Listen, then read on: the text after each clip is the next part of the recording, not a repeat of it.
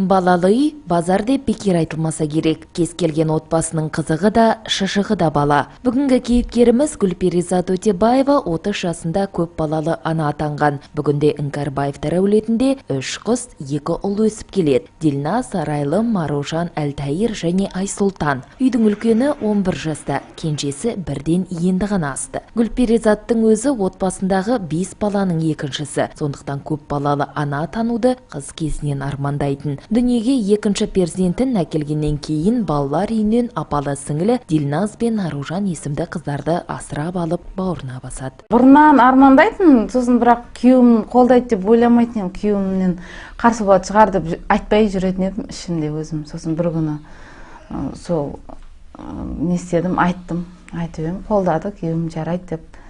Сосын балалар көп қой, балалар үйінде, бірақ Дилназ бен Аружанға көңілім кетті да, қатты.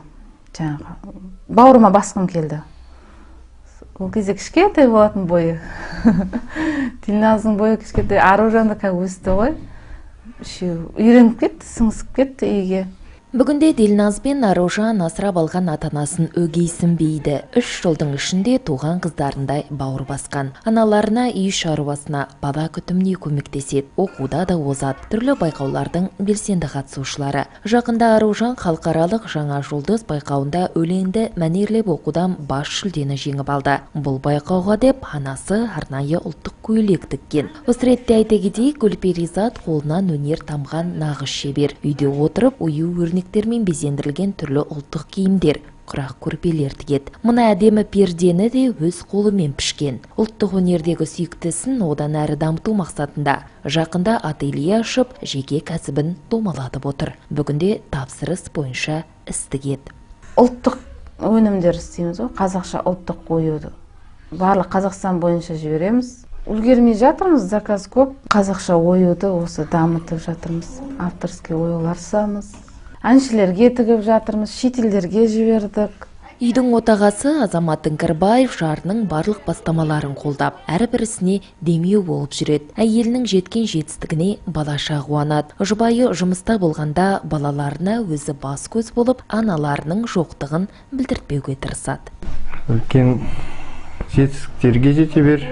Әрқашан осы бала-шағаларымыздың қызығын көріп жүре берейік.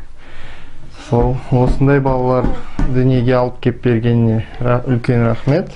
Өзара сүйіспеншілік, сыйластық, бірін-бірі демеу, ортақ мақсаттарға ұмтылудың арқасында Азамат пен Гүлперизат 11 жыл бойы тату-тәтті өмір сүріп келеді. Бала-шағаның үйдегі таянышы, ерінің сүйеніші де әйел заты.